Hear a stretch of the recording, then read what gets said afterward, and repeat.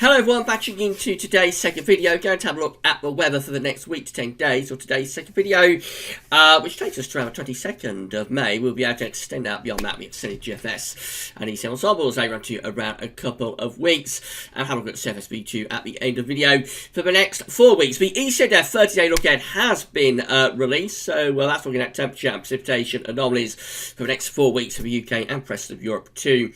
And it takes into the beginning of June, actually, the beginning of meteorological summer. So have a look at that when you're done with this one. Just to say that the channel is open to membership, so if you'd like to become a GazLovers YouTube channel member, all you need to do is come to GazLovers YouTube homepage, click the join button. You'll see the join button with all of the videos on the channel as well. Click the join button, it'll take you to another page where you can see what benefits you'll get for becoming a GazLovers YouTube channel member, and you can also sign up on that page as well. If you can't see the join button, the workaround is to find the link in the description at YouTube or on the homepage at GazLovers.com. It's relatively easy to get to the join page. If you are a YouTube Premium member, until the end of May, you are entitled to free GazLovers YouTube channel membership. YouTube have asked me to pass this on to you. So if you are signed up to YouTube Premium, then you can become a GazLovers YouTube channel member for free, and that offer is valid until the last day of May, apparently. So if anybody's a YouTube Premium member, they'd like to become a GazLovers YouTube channel member and get all the benefits doing that, they can do it for free via YouTube Premium. We still get the revenue from YouTube that we get for people becoming channel members, but you don't have to pay that fee. So anybody YouTube Premium member, then that offer is open and valid to you until the last day of the month. Right, let's get on then. I'm going to start off latest observation. Now, really cold night last night. Widely across the country, we had a frost. Saw temperatures going down to -1, -2, -3. Quite wide across many parts of the country. It was a very, very unusually cold night for what is now starting to move in towards the middle part of May. But there are signs of warmer weather, maybe much warmer weather, on the way by the time we get through to next week. More about that later. But these are our latest observations from XC Weather, and you can see that many stations now are flashing away there at 13 degrees, far too many to go through individually. So temperatures are lifting up into the low teens, still quite significantly below average for the middle of the day on the 12th of May. You'd expect temperatures to be around 3 or 4 degrees higher than that by this point in the day, I would have thought. But nevertheless, we are seeing a little bit of a recovery in the temperature after that very, very cold night overnight. However, in the far north of Scotland, it is really cold still up there. Just 3 degrees at poor old Wick, and I think there's still a bit of a northerly wind blowing as well, maybe outbreaks of rain with the hill snow mixed in as well. More widely, so we know we've got 13 degrees in many places. Cranfield is at 10, Church Lawford is at 11, East Midlands Airport is at 10, Bristol at just 9 degrees down there. Odiham at 11 as well, Stansted at 13. Let's find one of those 13 degrees stations flashing away if we can. So we've got London City Airport at 13 degrees too. Going over to Wales, we've got Lake Verwey at 9. We've got Senny Bridge. Whoops, it's just updated. We've got Senny Bridge at 10. And Mumbles is at 13. And moving into the north of Wales, Rhyl at 11. And Capelgurry at just 8. Quite cold across northern England. Warcop at just 8 degrees. Newcastle only at 10 degrees. Redesdale Camp at 9 degrees. And up into Scotland, got Strathallan at 12. Aboyne at 11, but the far north Scotland is colder. Glascarnock is at just 6, and as we've already established, Outnahara and Wick, really cold there, only 3 or 4 degrees. Down into Northern Ireland, Belfast is at 10. It's chilly out there. Temperatures are going to lift up a little bit more through the course of this afternoon, and we have lost that very strong northerly wind to some degree. So it doesn't feel as cold as it has been doing. But nevertheless, these temperatures are below average. I don't think tonight will be as cold widely across the country, although there could be ground frost. So I will cover up delicate plants again tonight. But I don't think it'll be as cold as last night. But then tomorrow night, Wednesday night to Thursday, could be another very cold night once again. we should start to lose these cold nights, I think, by the time we get through to the weekend. And the overall trend is upwards with the temperature as we go through the weekend and into next week. These are the GFS upper air temperature and precipitation ensembles for the next couple of weeks. We're looking at London today at Old West Central. The red line is 30-year upper air temperature average. You see we are starting off below average at the moment, very significantly and substantially below the red line. And recovering temperature is going to take a while. It's not an immediate process to recover the temperature, as we've been explaining in the videos lately. It's not going to be a rapid warm-up. It's only going to be a case of gradually adding on a degree or so day by day as we go through this week. By the end of the week, by weekend, we should be losing the cold nights as well, I think. But even into weekend, still a little bit below average with the temperatures, actually. But next week, it does look as though the warm-up accelerates. It's actually becoming really quite warm, I think, as we go through into next week. So that could well lift the temperature. Upper air temperature is lifting up to around 10 Celsius at 850 HPA. On the surface, that could well lift temperatures back into the mid-20s. So after this cold shot this week, it does look as though next week should be quite significantly warmer. And then we go on into the extended range, which of course takes into the last week of May now, and overall a little bit above average with the upper air temperatures even then. So we've got around another 5 to 7 days of slightly below average temperatures, maybe 5 days of slightly below average temperatures, or significantly below average temperatures start off, which are then becoming slightly below by the weekend. But as we go into the weekend and through to next week, then it becomes warmer, and we may keep it warmer as we move into the last week of May. Precipitation wise, there's lots of dry weather coming up.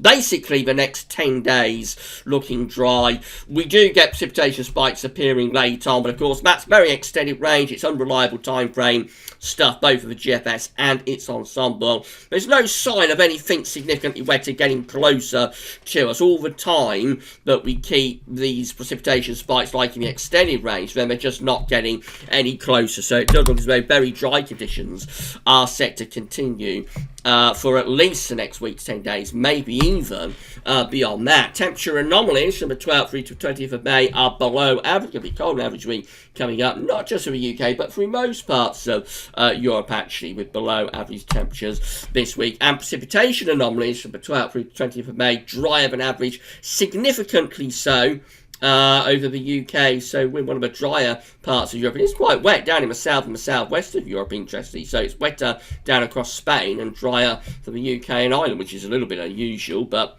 these things do happen. So cold or cool and dry sums it up in the next week. That's how the GFS is looking for Friday. So on Friday, we're still on the cold side of the ridge. We have got the ridge sitting over and just to the west of the country, so that keeps us mostly dry. Yes, high pressure is out to our west, but the winds are coming in from like a northwesterly direction with that. So it is still a little bit on the cool side. We're on the cool side ridge. Anytime on the eastern side of a ridge of high pressure, it's going to be quite cool because we'll be bringing in the wind from the north. But as we go into the weekend, that's when the high pressure begins to reposition. So it starts to drift over and then to the south and east of the country.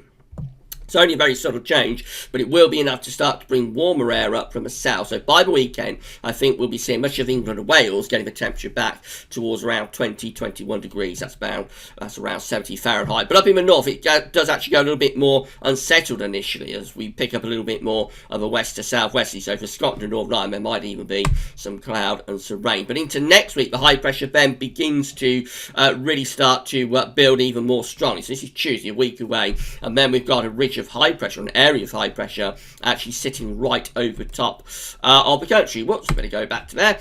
And that carries on as we move up towards day 10. We keep this high pressure sitting over the country. Winds are turning into like the east-southeast. It's bringing much warmer air up from off the continent. I think this could easily lift temperatures to the mid-20s Celsius, 25, 26. Certainly possible there through many parts of the country through the middle and second half of next week. That's day 10, Friday 22nd of May. The high is just to our east then.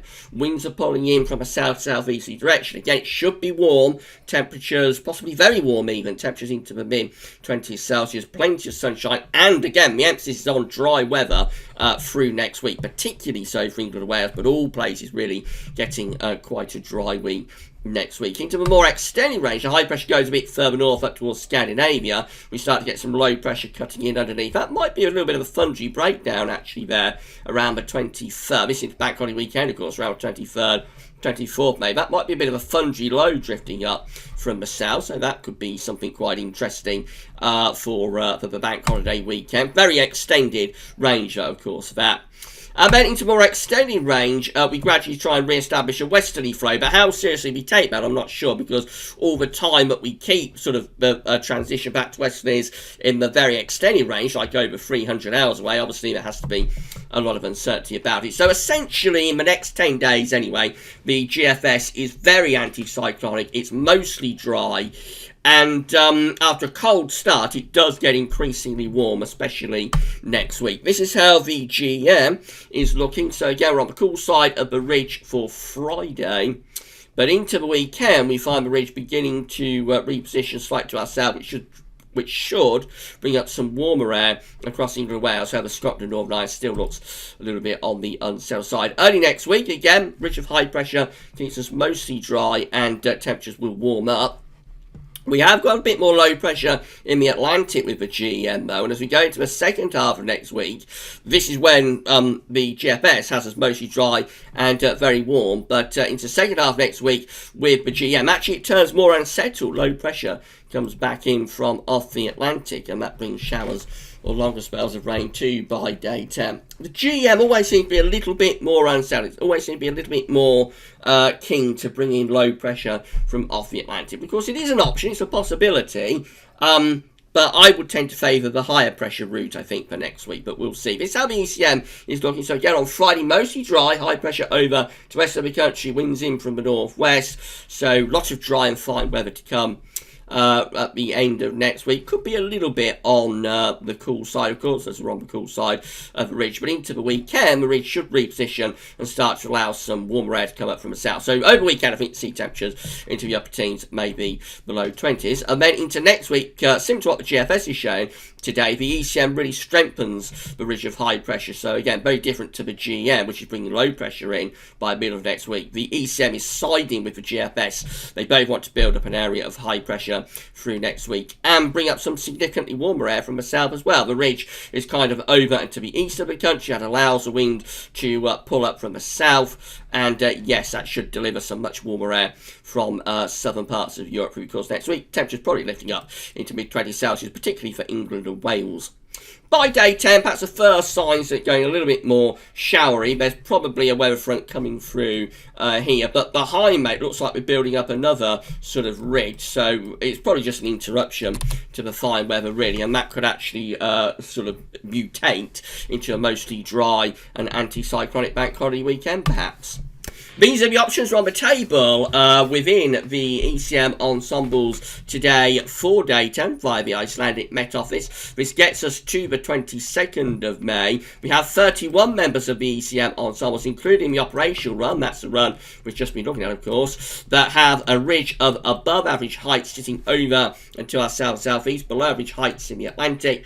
And so plenty of dry weather coming up with that, really, up to day 10. And quite warm as well. Winds should be coming up from a southwesterly to southerly direction. And then 20 members of the ECM ensembles, just with the high pressure a little bit further to our west. It's very anticyclonic, that. Mostly dry, but could just be a little bit cooler, I suppose. Winds perhaps a bit from the northwest. But really, they're seen from the same hymn sheet, which is up to day 10. High pressure continues to rule the roost. We remain high and dry. In 2 weeks' time, these are the options that we've got. This gets us to the 27th of May, so coming up towards month's end, actually.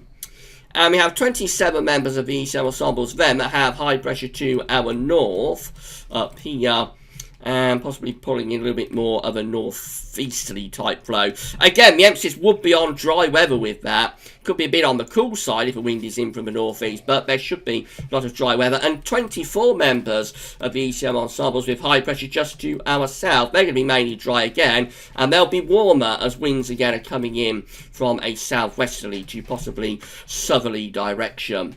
So in 10 days' time, high pressure is the main player for our weather, and in 2 weeks' time, in the ECM ensembles, high pressure is the main player for our weather. So it does look as though there's lots of dry and warm weather to come, really, through the second half of May.